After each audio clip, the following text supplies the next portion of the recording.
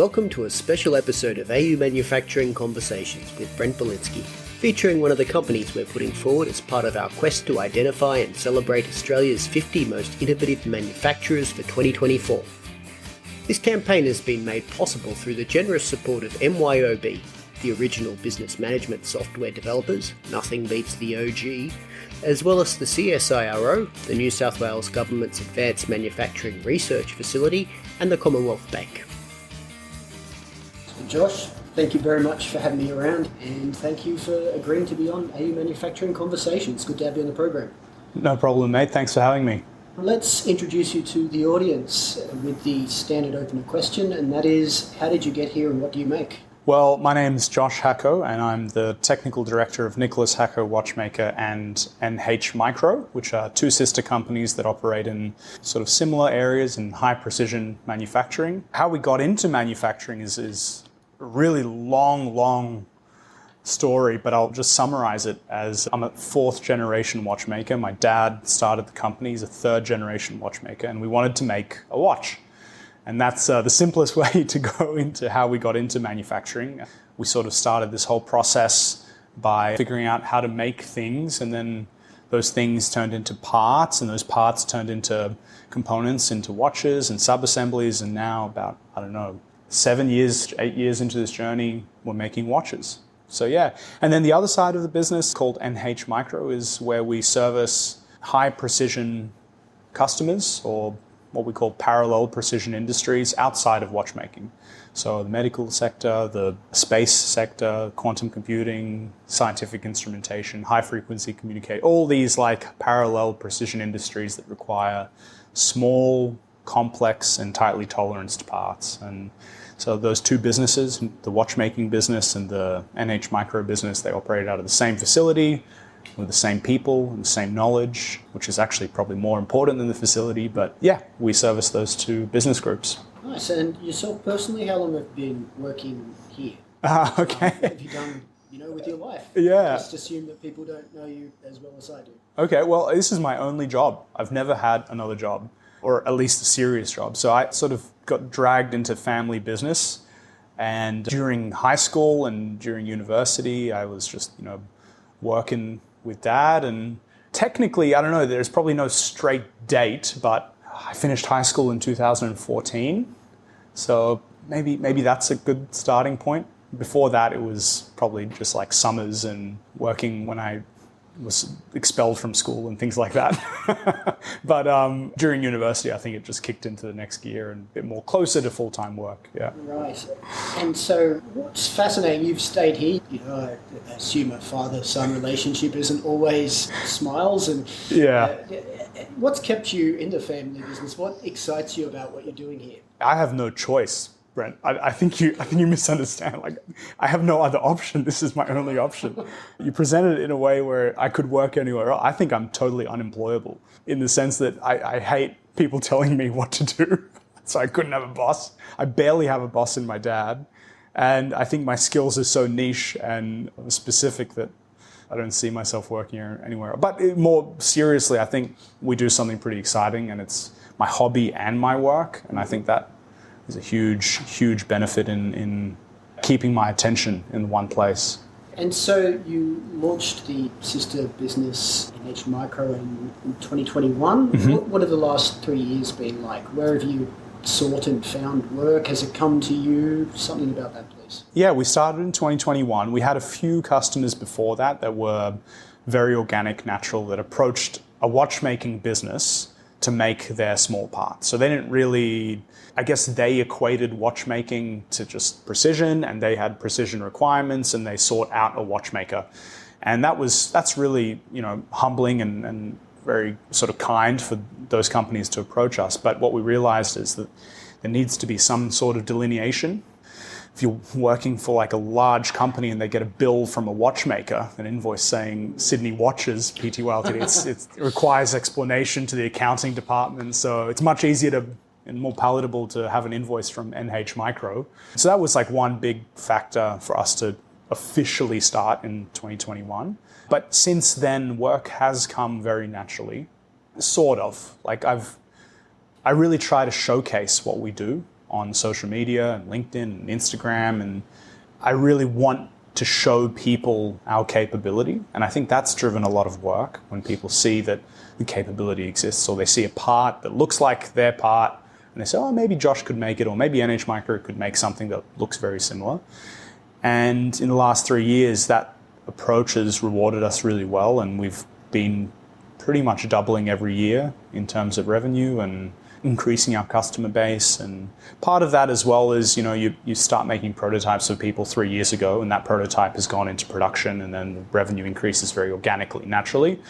And the other part is that you secure, relationships with large customers that have challenges that they're facing, and they're prepared to engage with a small company like ours to fix them. Yeah, I think looking back on the 3 years, though, LinkedIn has actually been bizarrely, I used to meme on it. It's like LinkedIn's just for old people, and to a certain extent there is that. People with bullshit inspirational stories. Yeah, exactly. But in saying all of that, it's been really great, and I think having a bit more of a personal tone or trying to have a personal tone on that platform helps, and it's been good. Yeah, agreed. It has a lot of value. I mean, as inauthentic as a lot of the messaging is from certain people there, and I mean, I'm not my true self there because that's another story, but it does have value, and it's worth devoting a little bit of time to putting yourself forward on LinkedIn because you meet people there who are, worth knowing professionally. When we were walking the factory a little earlier, you mentioned some pretty interesting projects. You're a contract manufacturer, so of course you can't talk publicly about them all, but of those you can talk publicly about, what are some ones you've done recently that excite you? We do a little bit of work for some universities and sort of university adjacent groups, as well as research organizations, so places like ANSTO, CSIRO, Sydney Uni, Macquarie Uni, and they're sort of, I guess, more like industrial spin-offs. And those projects are really exciting, because we can talk about them. So that's part of how we can be excited about them. But also we're solving like unique challenges, and often the engineers and scientists and researchers that are at these organizations have very unique, challenging demands that aren't easily or readily met in regular industry. Like in the past year and a bit, we've worked with ANSTO on a few projects that have just pushed our sort of horizon so much further, and they're sort of like soup to nuts scientific instrumentation projects. And then more recently, we did some projects in sort of more novel materials they're not really novel, but novel to process materials. And that helps because, we leverage our watchmaking knowledge to cater to complex demands on the parallel precision industry side. But then the inverse happens as well, where incredibly smart engineers and people that are just with wealths of experience, they come to us and share their experience with us as well. So that's what I can hark on about with ANSTO. These engineers are just magicians, and we're learning so much from them in these projects, and that's just super exciting. And so ANSTO, you just mentioned, and that's one you can talk about publicly, and it's also very interesting. Tell us about some of your work with them recently. They had a project where, to the best of my knowledge as well, I'm not a scientist, so it's difficult for me even to talk about their projects, but they're making what's sort of like, I guess, a particle accelerator or some detectors for their synchrotron, and they had some specific parts made from a material called ferrite. And ferrite is what you see on like a computer cable that acts like a choke. Sometimes it looks like a little bead that you can sort of latch over a computer cable and it stops interference. That's a common use. It's a ceramic that's iron-based, so it's magnetic, but it's not conductive, which has really interesting uses for things like transformers and chokes. But it's difficult to process. It's brittle, it's flaky, it's almost like shale. In some senses, it can be stratified, it's very abrasive, and so the manufacturing challenges, you have to use really specific tooling, very specific work holding, very specific machine preparation, like the dust that gets generated during the process is super abrasive and can destroy your machines and your workshop environment. We had to overcome all these challenges, and we'd done a little bit of ferrite in the past, but not in this direction that ANSTO wanted us to do it. And we did like a little trial run to see if our capability, I guess, met their standard. They had some cleanliness standards, for example. They weren't sure, like very, very technically, like our machines use oil as a lubricant during the cutting process. And to process these ceramics, that really helps. It's almost impossible to do it without sort of the coolant. And one concern they had was whether this coolant was going to cause problems in an ultra high vacuum or cryogenic. Actually, I don't know if that, I don't think that, I think it's just a vacuum application. So will this oil off gas, will it, even still be there after our processes? So we did a little pilot run and they proved that the parts that we made were not just, I guess, physically capable, but also, they met the challenges of their cleanliness requirement too. And then we did a small production batch and that was, I guess, the nutshell of the project, but it was the first time we'd done a ceramics project in ferrite at that scale, and that was huge for us. I understand, based on your application, that play had a role in it. Tell me about play in R&D and what it looks like here and how it helped come up with a solution for processing ferrite. Yeah, this idea of like playing when you're trying to sort and figure out problems is, I think, like paramount to how we operate. And that, I think the root of that comes from like a slightly more self-taught startup, bootstrap. Exactly, yeah. So you have to have some sort of play when you're just in your garage, because you're probably doing it for fun and you're probably doing it for, enjoyment. And what I've noticed is that element of play disappears when you scale up and when you have a larger company, you need to start paying the bills. But what I realize is that those points of play often generate the best ideas because you're not limited by anything. Just like if you're in a sandbox when you're a kid, you don't care if your sandcastle is really going to break. It's just pure play. And often when it doesn't, it's not because you engineered it well, it's because you were just playing around. And sometimes this is a problem, it's an obstacle, because things do need to be engineered and they do need to be done properly. But the way we started up our watch company is just central to play. We had an idea that we wanted to explore and we just did. And you just explore this idea and that idea, and sometimes, often, it doesn't work, costs you a bunch of money, but you learn something. And when we start talking about these parallel precision industries that we're servicing, I think it's almost impossible for us to stop playing. So when a project comes in and you see a drawing or a spec that you have to meet or material that's novel, you sort of wonder. It's like, what if I tried this? And sometimes there's some more analytical elements to it. You talk to someone or you talk to a supplier or you look at a research paper, but nonetheless, there's always an element of play, whether it's how you hold the part or how you do some post-processing or which tools to buy to start off with. And with this ferrite project, it was very much the same. We had an idea that we wanted to explore and we were pretty sure, like the gut feeling was that it wasn't going to work. No, it's not going to work for X, Y, Z, and you just do it and you see a glimpse of hope. Oh, maybe it did work. It would work rather if we changed parameter X, Y, Z and you play a bit more. And I guess this is maybe me trying to fantasize what actual R&D looks like, but in our workshop it feels like play. Yeah, well, you have to conceptualize everything, including R&D, which doesn't always lend itself to this metaphor or that. So play will do. Yeah, play will do. Okay. So that's about a day a week that you spend on play type activities?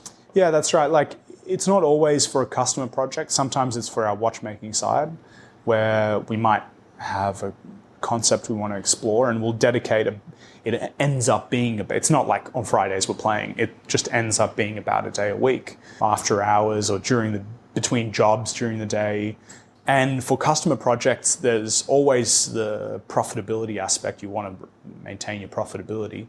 But what we find is that often the ideas that we extract from playing enable us to be more profitable because we find a shortcut through a process, or we find something that's, I guess it's all related to some sort of efficiency, whether it's how quickly you do it or the quality. And because of the net gain that we see, we try to put more time into playing. We'd like to take another moment now to acknowledge our sponsors, MYOB, as well as the CSIRO, New South Wales Government's Advanced Manufacturing Research Facility, and the Commonwealth Bank. There would be no 50 Most Innovative without these guys. Thanks again for making this campaign possible. And it's a pretty healthy chunk of R&D you're investing based on revenue. Sort of tell me about how important R&D is. You're, as well as a watchmaker, a contract manufacturer, and people might not think R&D is obvious because you're making stuff for other people. Of course, that's an unfair way to look at things. Tell me about that, please. On the contract manufacturing side specifically, R&D often comes from desire to make things better, either for your customer or for yourself. So one example that I can give is with something like capital equipment expense. You might notice that there's a piece of equipment that would increase your efficiency, or maybe it would increase the quality of a product you're making for a customer.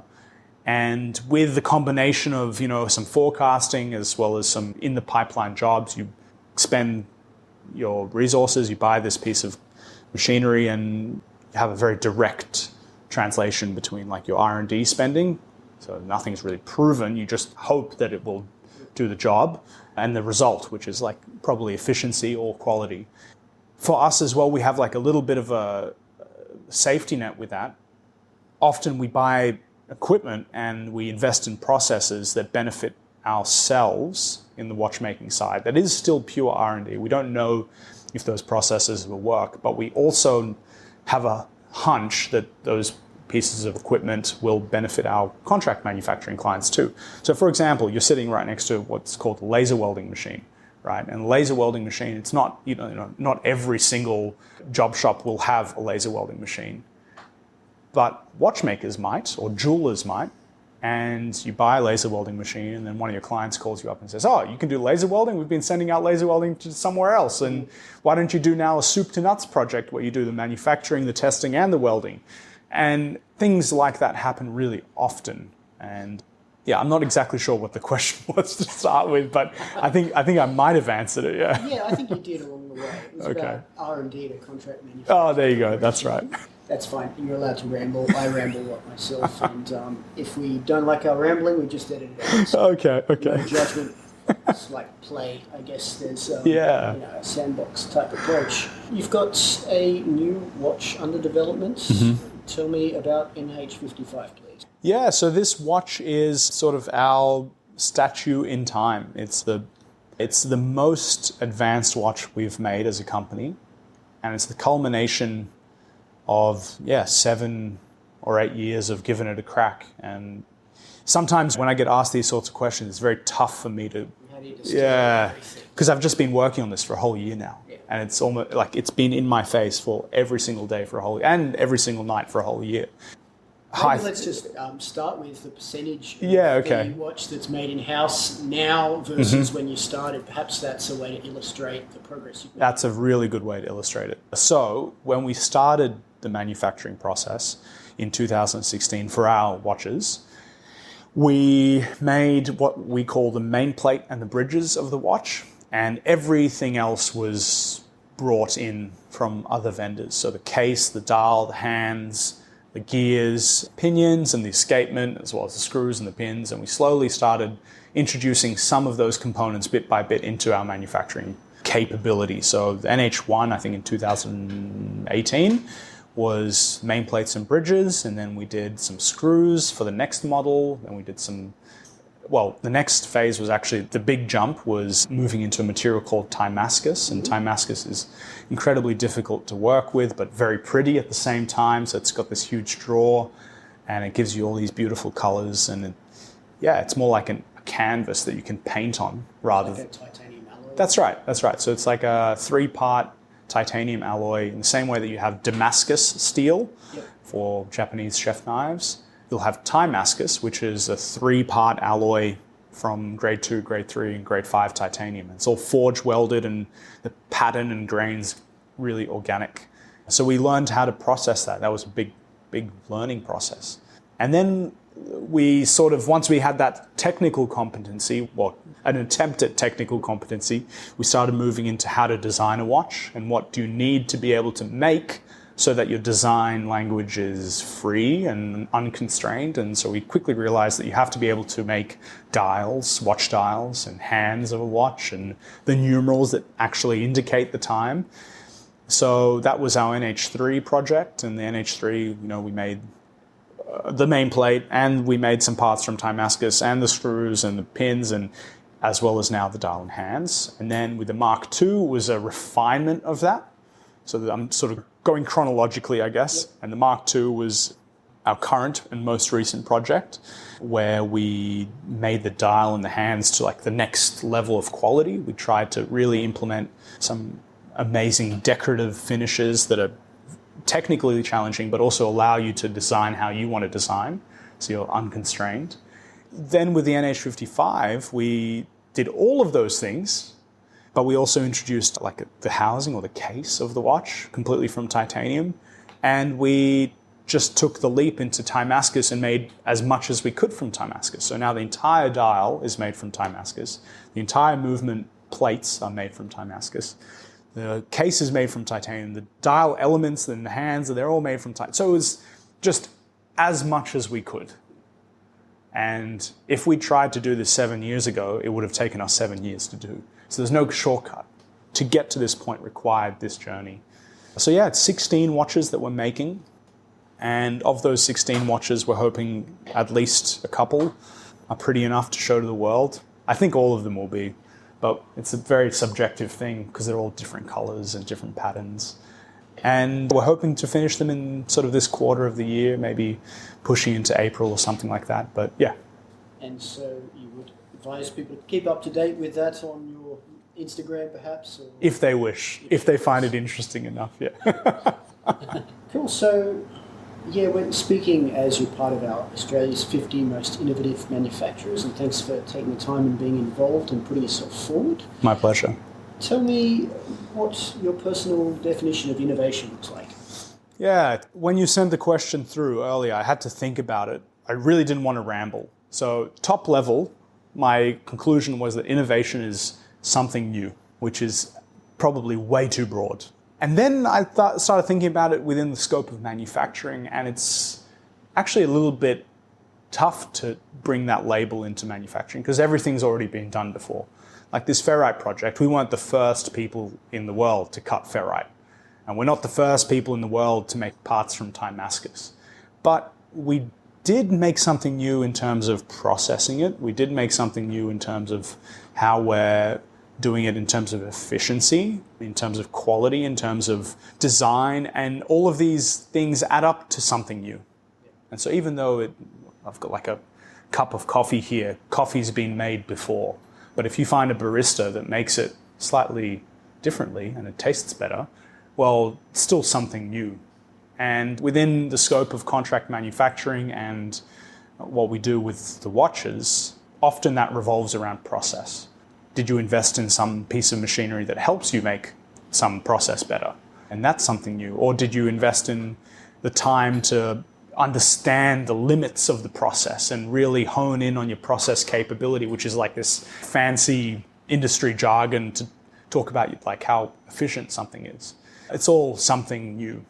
Well, I can accept that. Okay. I'm not here to accept or reject your... It's good enough, you reckon? Oh, I think we can let it slide. Okay. I'd like to ask now, please, about your decision to be, again, nauseating sort of term, bootstrapped. You're not taking outside investment or debt. You're doing all this off your own back.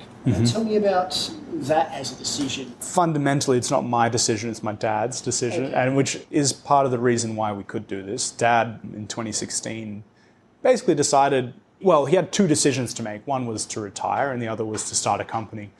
And he spent his entire retirement fund on this. And that was the way we could bootstrap, in quotation marks, but self-finance the whole project. Yeah, like all companies, the first couple of years, they're very rarely profitable. Like we definitely were not profitable. And even now, because we're so aggressive in our learning and also so aggressive in how we want to pursue quality, we're still putting so much money into the business, but it's paying off. We're seeing the dividends return in terms of, like when CSIRO or ANSTO knock on your door and want you to make parts, that's exciting. And it's not always a physical monetary payoff, but that exists. But this is also like an emotional payoff that we've reached.